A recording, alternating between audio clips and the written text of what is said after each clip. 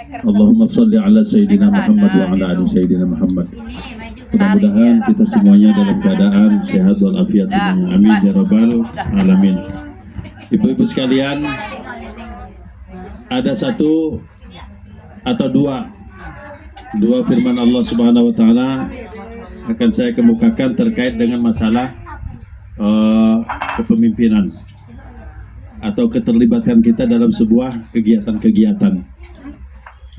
Satu tertera di dalam surat Al-Hajj ayat yang ke 11. Allah Subhanahu wa taala berfirman, Bismillahirrahmanirrahim, wa minan nasi may ya'budullaha la harf fa in asabahu khairun itma'anna bihi wa in asabahu fitnatun inqalaba ala wajhi khasira dunya wal akhirah wa dzalika huwal khusranul mubin. Dan di antara manusia itu ada orang-orang yang menyembah Allah hanya di tepi-tepi saja. Dia mau ambil bagian, dia mau maju ke depan kalau dia ada nilai finansial secara duniawinya. Tapi dia tidak mau ambil bagian dan mau tampil ke depan kalau tidak ada finansialnya. Khasirat dunya wal akhirah, orang yang demikian itu akan merugi baik di dunia maupun akhirat. Wa dzalika huwal khusranul mubin, dan itu menjadi kerugian yang nyata. Ibu, ini sedikit saya korelasikan dengan masalah kegiatan kita sehari-hari, Bu. Karena secara umum, Bu, baik ketua organisasi perwiridan, ketua organisasi paguyuban, ketua baik organisasi BKM dan segala macamnya, secara umum itu kan akan ada strukturnya ya, ada ketua, sekretaris, bendahara, kan ada begitu dan seterusnya. Itu kan tidak ada gaji. Maka ketika ada pemilihan biasanya pada mundur, pada angkat tangan, tidak mau, berat, saya nggak cocok, saya nggak bisa, saya nggak pandai, saya nggak berpengalaman dan segala macam yang lainnya. Kenapa demikian? Karena nggak ada gajinya.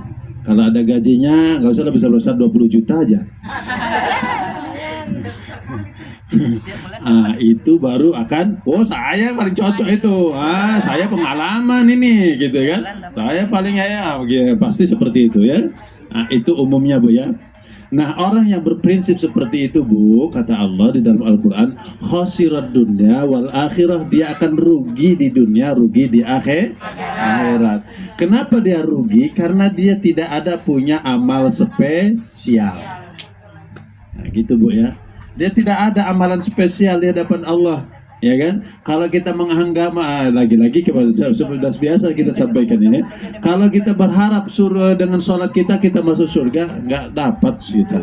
Karena sholat kita pun dapat diukur sama kita, kualitas sholat kita, betul nggak? Kalau kita berharap dengan sedekah kita, berapalah besarnya sedekah kita, pun kadang-kadang seminggu sekali belum tentu. Ya kan? Orang berjuta-juta, bermiliar-miliar dan segala macam, bahkan kalau dibandingkan dengan sahabat Nabi, separuh dari hartaku yang kupunya aku sedekahkan. Bayangkan seperti itu, sanggup buati. Ada lagi, nggak usah separuh, semuanya saya serahkan. Apa untukmu? Ya kan? Apa yang tinggal pada dirimu? Allah dan Rasulnya aku tinggalkan. Begitu, bayangkan seperti itu. Aku rasa tak akan ada yang sanggup. Pak Ustadz sanggup nggak? Nggak tahu lah.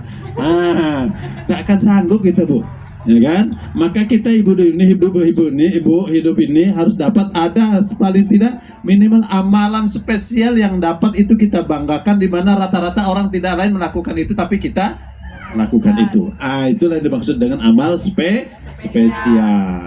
Karena itu, Bu, lewat ayat yang satu ini, saya berpesan kepada ibu-ibu di Masjid Talim Al-Husna ini, siapa saja nanti tanamkan pada diri kita, ya, kalau memang kemudian Pak Ustadz menunjuk, udah, ya, bismillah, ya, siap untuk menerima amanah sesuai dengan kemampuan yang dimiliki, dan itu juga tidak kerja sendiri, nanti akan disupport, maksudnya diberikan arahan, diberikan bimbingan, ya, dan tentu saja harus bertanya dan segala macamnya seperti itu ya. Siap ibu-ibu? Insya Allah. Harus seperti itu. Satu. Yang kedua ada di dalam surat, lupa saya, tapi kira-kira nanti ya kita perbaiki aja kalau salah ya. Bunyinya aja begini. La yastawil qa'iduna minal mu'minina ghairu ulid darari wal mujahiduna fi sabilillahi. Tak sama orang mukmin yang duduk-duduk bersantai, ya, duduk-duduk bersantai tanpa ada uzur, dengan orang mukmin yang mau bergerak, berbuat, berkontribusi, berkarya. Kalau dalam tekstualnya itu berjihad, katanya kan itu ya. Jihad dalam arti memang dikorelasikan dengan kehidupan kita, berbuat, bergerak, berkarya dan berkontribusi. Tak sama orang yang dan nyantai-nyantai, males aku wirid, capek, panas, aduh, gitu ya kan. Tapi ada yang satu, walaupun panas, ku lawan ini panas. Nah, ini menjadi bahagia daripada tantangan. Pahala tetap menanti aku. Cucuran keringat berganti dengan pahala. Semangat dia berangkat. Kira-kira itu sama nggak nilai pahalanya dengan yang duduk-duduk di rumah malas dengan yang bergerak ikut berwirid? Sama nggak? Beda. Pasti beda. Ya. Jadi karena itu berarti lewat pesan di ayat ini berarti kita memang karena kita ingin memang benar-benar mendapatkan nilai lebih pahala dari Allah Subhanahu wa taala, harus benar-benar kita berkarya, berkontribusi, berbuat untuk kemaslahatan, mobil khusus untuk al-husna ini ya. Lewat apa? Dengan cara bagaimana? Itu tadi itu. Kalau dikasih amanah ketua, ya siap Ustaz. Dikasih amanah sekretaris, siap Ustaz. Kasih amanah bendahara, siap Ustaz. Kasih bidang ini, siap Ustaz. Nah, nanti kita sama-sama bergerak bersama, itu seperti itu. Bukan dibiarkan dia berbuat sendiri. Yang lain yang belum mendapatkan amanah, support yang sudah mendapatkan amanah. Harus begitu. Yang pada saatnya nanti insya Allah dia pula dapat giliran amanah, dan laksanakan serta amalkan amanah itu penuh dengan tanggung jawab. Itu dia, karena semua itu dipertanggungjawabkan di hadapan Allah Subhanahu wa taala. Ini sebagai pengantar buat kita semuanya dalam mengemban amanah-amanah yang mungkin itu akan kita terima semuanya. Demikian, assalamualaikum warahmatullahi wabarakatuh.